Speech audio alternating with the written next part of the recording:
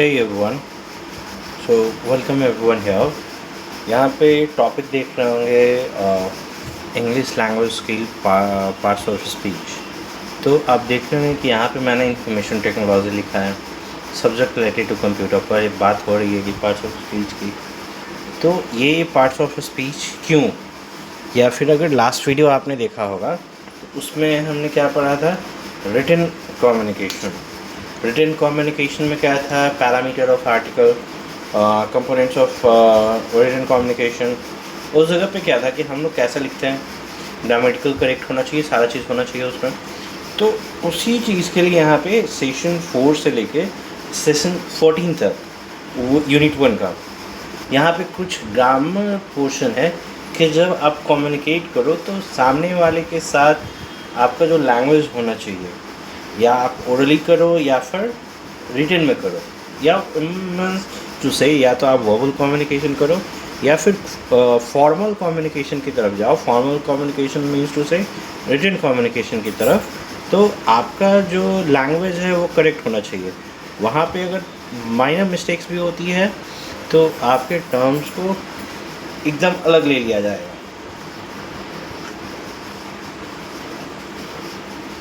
For that English communication में,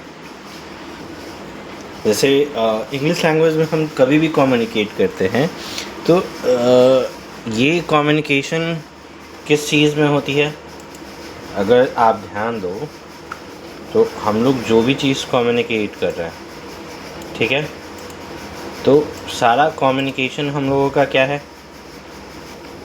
sentences के form में होता है। मतलब देखिए, सेंटेंसेस के फॉर्म में होता है, अभी दिख रहा होगा आपको स्क्रीन पे, सेंटेंसेस के फॉर्म में होता है। और जो वर्ड्स जो सेंटेंसेस फॉर्म करते हैं वो 8 अलग टाइप के वर्ड का कॉम्बिनेशन से होते हैं, ठीक है। जैसे ऐसे ही नहीं बोल सकते कि हम लोग पार्ट्स ऑफ स्पीच एक टाइप का होता है। वो जो सेंटेंसेस फॉर्म होता है, सेंटेंसेस फॉर्म होते हैं वर्ड्स के हेल्प से, ठीक है। और ये जो वर्ड्स है, ये जो 8 डिफरेंट काइंड ऑफ वर्ड्स होता है, ठीक है, 8 डिफरेंट काइंड्स ऑफ वर्ड होता है, ठीक है। अब यही वर्ड्स जो हैं आगे चल के रिफ़र किया जाता है किस चीज़ में, अगर आप ध्यान दें तो आगे चल के इसे रिफ़र किया जाता है पार्ट्स ऑफ स्पीच में, जिसे हम लोग पढ़ते हैं कि there are 8 parts of speech, ठीक है। तो अगर सारे पार्ट्स ऑफ स्पीच पे अगर आप ध्यान दो, okay, let me mark it bold here.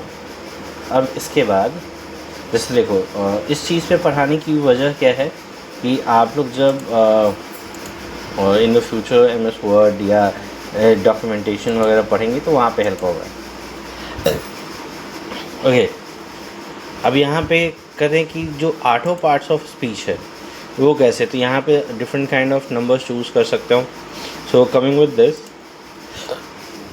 First is, if we talk about, first is noun. I'm sorry, just erase it. Let me write noun. Noun especially है क्या? It is a word or a phrase that represent, जैसे ये क्या करता है, noun, it is a word or phrase, it is a word or phrase that represent क्या, represent a person, place, a thing, कोई भी person, place, a thing और activity, कोई भी वस्तु या कोई भी एक्टिविटी, और क्वालिटी और आइडिया, क्वालिटी और आइडिया, ठीक है, रेस्ट, ई डॉट एक्सेट्रा, ठीक है। अब ये इन चीज़ों में थोड़ा और जूम कर लूँ इस जगह पे फोकस, सारी चीज़ देखने की क्या। हम्म, देखो ये जो चीज़ें हैं यहाँ पे, ये क्या है, नाउन को रिप्रेजेंट करता है। ठीक, एज एन एग्जाम्पल्स अगर आप लिखो तो अगर किसी पर्सन का नाम लिखना है, ये हो गया, oh sorry, let me erase it.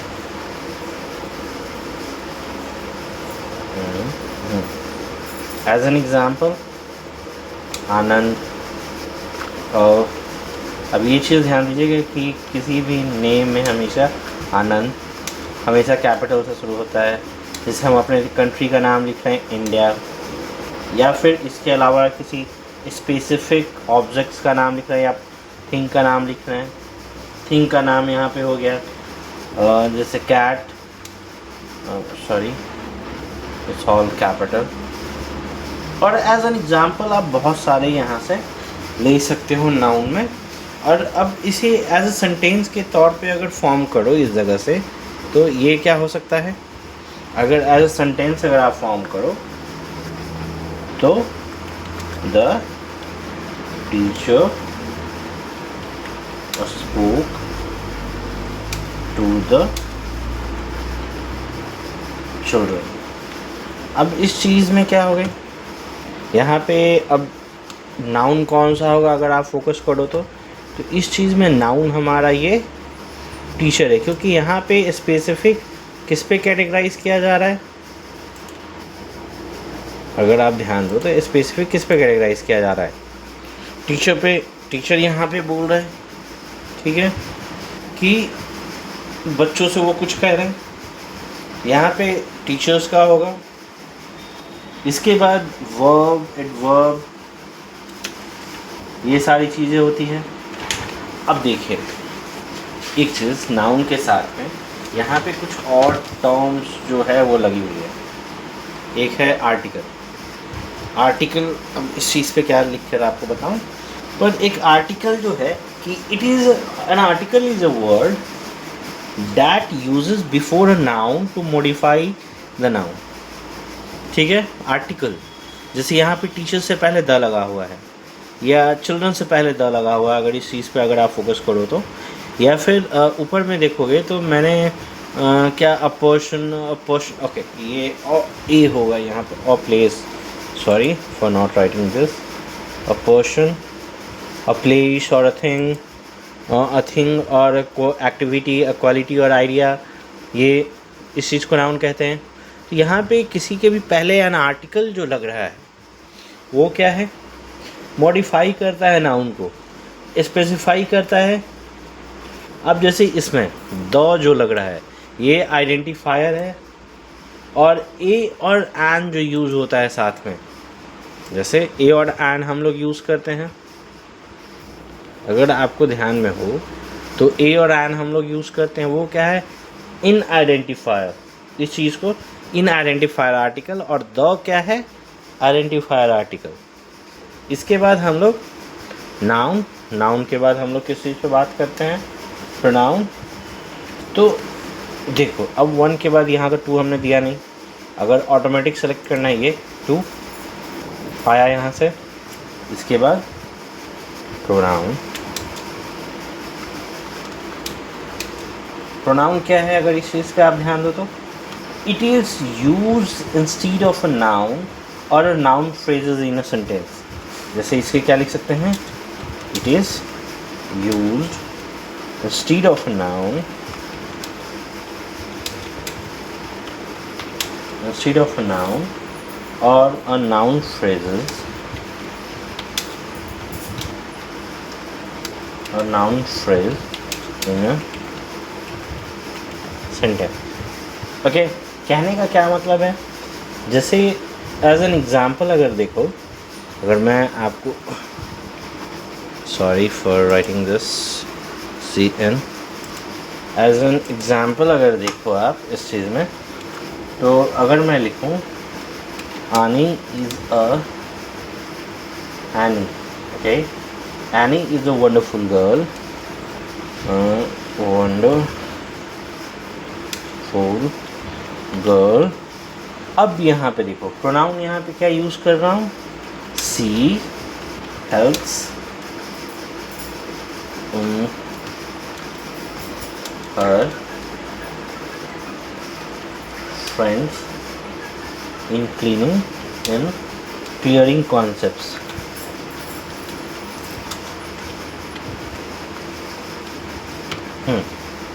अब देखो इस जगह पे एनी यहाँ पे क्या है, नाउन है, जिसके बारे में क्या कहा जा रहा है कि एक वंडरफुल गर्ल है, एक अच्छी लड़की है, समझदार है, इस चीज़ के बारे में बात हो रही है। अब इसी चीज़ में देखो यहाँ पे प्रोनाउन क्या यूज़ हो रहा है, एनी की जगह पे she. She helps her friend to clear her concepts, मतलब ये अपने फ्रेंड्स को क्या हेल्प करती है, उनके कॉन्सेप्ट्स को क्लियर करने के लिए। तो ये चीज़ समझ में आया। यहाँ पे नाउन की जगह पे जो वर्ड्स यूज़ करते हैं हम लोग किसी स्पेसिफिक थिंग को कैटेगराइज करने के लिए, उस चीज़ को हम लोग प्रोनाउन कहते हैं। If we move more ahead on verb from here, okay, we are more. अब मुझे इतना पता है, आप लोग पहले से ही इन चीज़ों का कॉन्सेप्ट क्लियर होगा, तो अब आगे हम लोग वर्ब पे चलते हैं। वर्ब क्या है? इट इज़ अ वर्ड और a group of, it is a word or a group of word that specify या that describe an action, experience or state of being or state of being। Okay,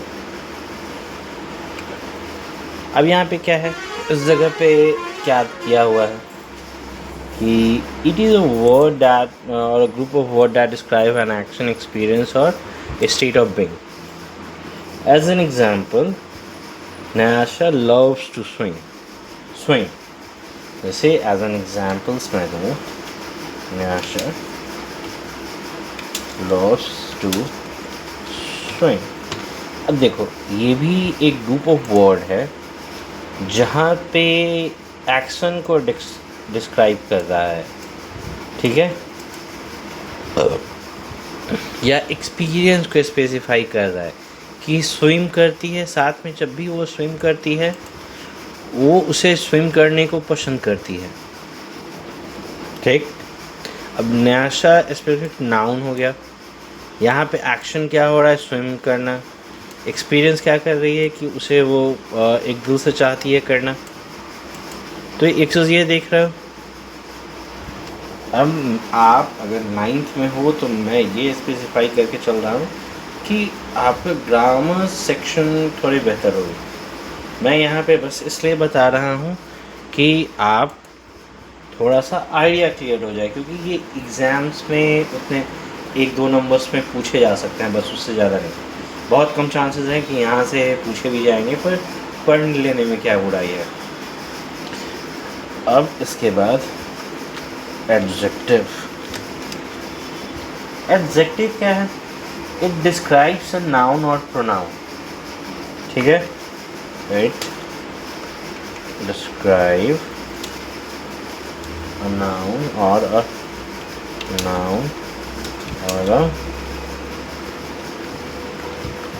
pronoun। Okay, as an examples में देखो, they have a big garden। अब यहाँ पे ये description हो रही है कि उनके पास जो गार्डन है वो बहुत बड़ा है, या फिर my friend has a brown dog।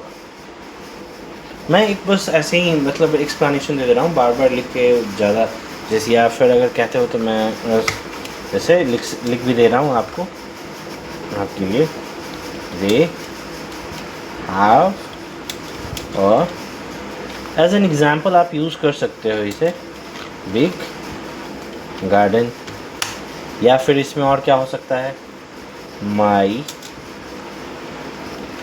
Friend has a brown dog. ये हो गया। यहाँ से क्या समझ में आ रहा है कि एडजेक्टिव जो है ये नाउन या किसी प्रोनाउन को डिस्क्राइब करता है। जैसे यहाँ पे गार्डन को हो रहा है, फिर साथ में किसी फ्रेंड के डॉग को हो रहा है कि वो ब्राउन इन कलर है।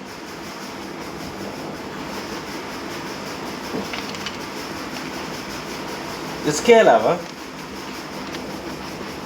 एडवर्ब पे चलते हैं। एडवर्ब क्या है, मैं ज़्यादा एक्सप्लेन नहीं कर रहा हूँ क्योंकि पहले भी बोल चुका हूँ कि अगर 9-10 में बच्चे आ रहे हैं तो थोड़े पढ़ के आए होंगे, ये टीचर एज्यूम करके चलता है। एडवर्ब क्या करता है कि describe a verb, an adjective and another adverb और अ होल सेंटेंस। इससे क्या है, it describes a verb an adjective, ठीक है, and another adverb or a whole sentence, or a whole sentence। ये चीज़ हुआ। अब इसमें क्या दे रहा है कि each word in follow set of word is an adverb. अब इसमें अगर एग्जाम्पल्स पे अगर जाओ तो क्या लिख सकते हैं, सी केयरफुली प्रिजर्व ऑल हर ट्रॉफीज। जैसे सी केयरफुली प्रिजर्व ऑल हर ट्रॉफीज और her trophies। दिस इज, यहाँ पे अगर एडवर्ब की बात करें तो हमारा एडवर्ब क्या होगा, ये केयरफुली, ये क्या हो जाएगा हमारा इस जगह पे एडवर्ब हो जाएगा, ठीक है। अगर उसके ऊपर एडजेक्टिव की बात करें इसमें तो बिग गार्डन इसमें क्या हो जाएगा, एडजेक्टिव हो जाएगा। उसके बाद की बात करें तो किस चीज़ की डिस्क्रिप्शन हो रही है, डॉग की हो रही है कि वो क्या है, ब्राउन इन कलर है। अब इसके बाद अगर आगे बढ़ें तो पॉइंट 6 में conjunction. What do you mean by conjunction? Conjunction connects the words. अगर आगे अगर देखें, let me just do it like this, या फिर आप सुनो शांति से, या सुनते सुनते पॉज करके भी लिख सकते हो मैं क्या बोल रहा हूँ, या स्लो कर लो। कंजक्शंस कनेक्ट्स वर्ड्स, फ्रेजेस और क्लॉज इन अ सेंटेंस। जैसे लिख भी देता हूँ, अगर आप में से अगर कोई नोट्स बना रहे होंगे कि स्कूल्स के, क्योंकि बहुत जगह पे टीचर्स बच्चों को नोट्स बनाने के लिए कहते हैं कि उन्हें थोड़ा सा ये फ्री हो जाए या फिर उन्हें एग्ज़ाम्स के प्रिपरेशन इसी हिसाब से हो जाए। कंजक्शन अब ये क्या करता है, it connects words, phrases or a clause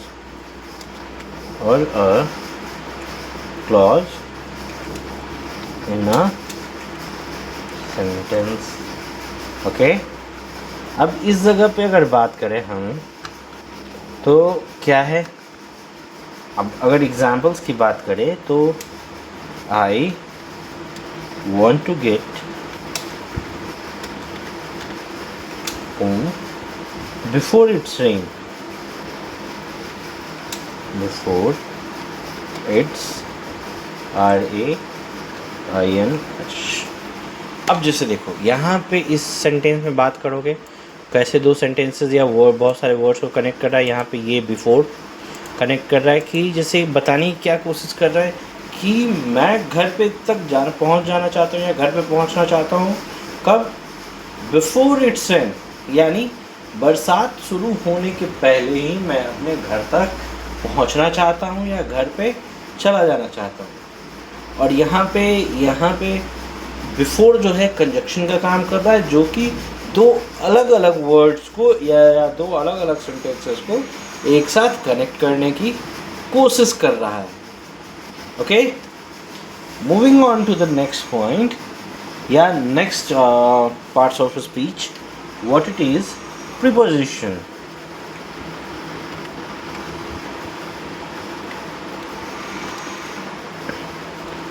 Preposition, अब इसमें कह सकते हैं it is used before a noun pronoun और noun pronoun to show place, time and direction in a sentence.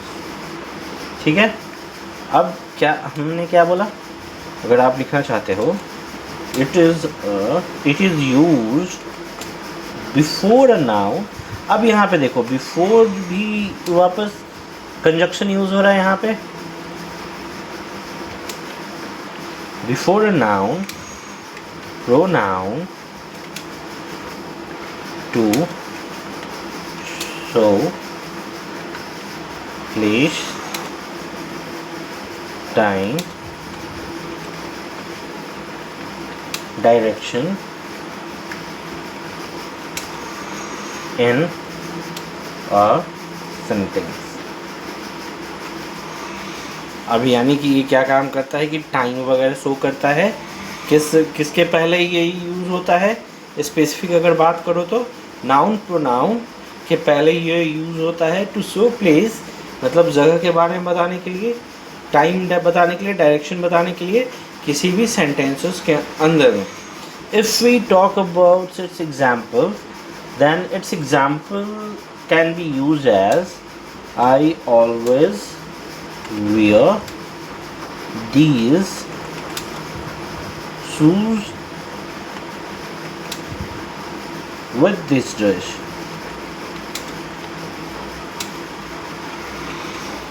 Oh, sorry for writing this.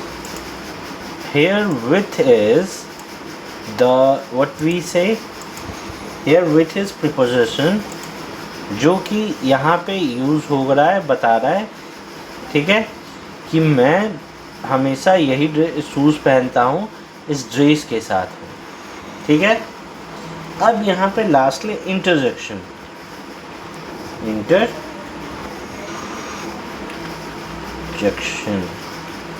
Okay. Interjection is a word, या ऐसे कर सकते हैं, it is a word or a phrase used to express a strong, if you say me ki why you are this much slow while writing, I'm writing on the another board to just make it easier to record the screen. Screen might be some kind of not clear, okay, so sorry for that. If you help us to get more subscriber or more view, we will be able, अगर आप और भी subscriber या follower बढ़ाते हैं, views बढ़ता है, like बढ़ता है, तो ये हमारे लिए बेनिफिशियल होगा और आपके लिए भी, कि मैं आपके लिए और अच्छे ढंग से ये क्लासेस रिकॉर्ड करके या लाइव क्लासेस ला सकता हूँ। So please help us to get to that, right. तो तब तक यहाँ पे देखते हैं कि ये एक तरीके का वर्ड और फ्रेज़ है जो कि यूज़ किया जाता है एक्सप्रेस करने के लिए और स्ट्रॉन्ग फीलिंग और इमोशन, ओके, मतलब क्या फील कर रहे हैं या क्या इमोशंस अभी हमारे अंदर है, ठीक है। जैसे एज एन एग्जाम्पल, अगर आप किसी एज अ टीचर किसी स्टूडेंट को ये कर रहे हो तो क्या कर सकते हैं, ब्रेवो, मतलब खुशी जाहिर कर रहा है उसके सामने। जैसे किसी का नाम ले ले, जैसे Raina, Bravo Raina, you are right, तुम सही थे, you are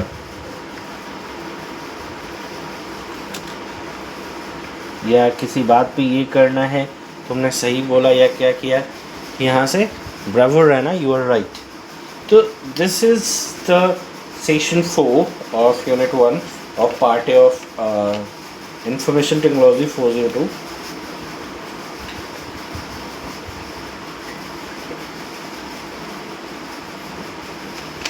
so if you get it या समझ में आई हो है तो follow the page and share with your friend and also like the video so that we can get more what you say we can get more motivated to bring the more videos in front of you, and we will also help more other students to get this knowledge.